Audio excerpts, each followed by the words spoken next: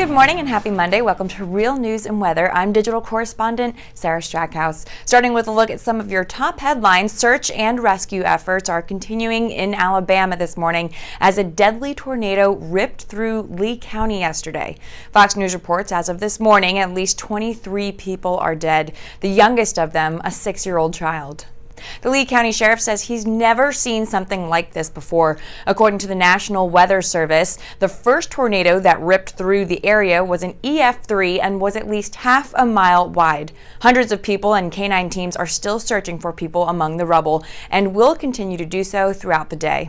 And so far, 16 have thrown their name into the bid for president in the 2020 election. 14 of them are Democrats, and only one other Republican other than President Trump has thrown his name in the ring. William Weld is a former federal prosecutor and former governor of Massachusetts. He said he's presenting himself as a moderate and mainstream conservative.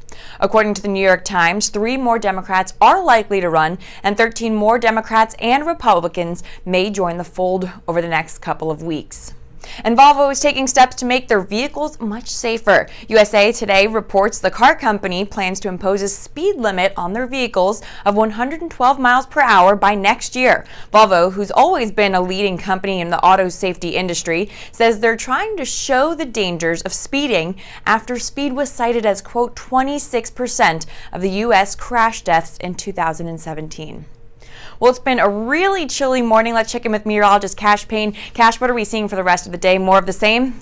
Yeah, Strax, it is really cold, and that means something coming from a Jersey girl. Temperatures this morning were almost breaking records. We were in the low 20s pretty much from Love Field out to DFW Airport. Wind chills in the single digits around 7 o'clock. We are warming up slowly. You can see all the overcast skies, and those skies will remain mostly cloudy heading into this afternoon. Temperatures warming up, maybe breaking the freezing mark, getting into the mid-30s possibly. I think majority of us will be in the low 30s.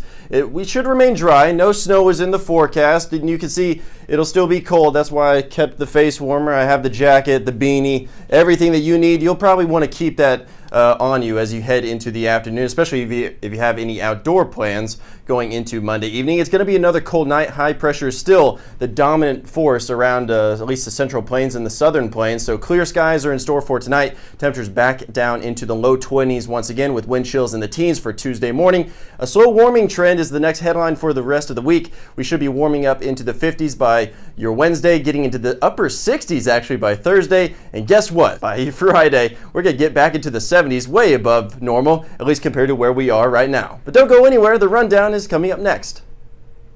Thanks so much, Cash. The Rundown is a daily email sent out by Jeff Crilly to journalists across the country, talking about some of the top stories of the day and an expert to weigh in on the subject. First story on the Rundown, March Madness, heavy snow, bitter cold rollout nation as storm descends. That's a UPI story, and talking about this is an expert in severe weather and emergency preparedness, Mike Smith.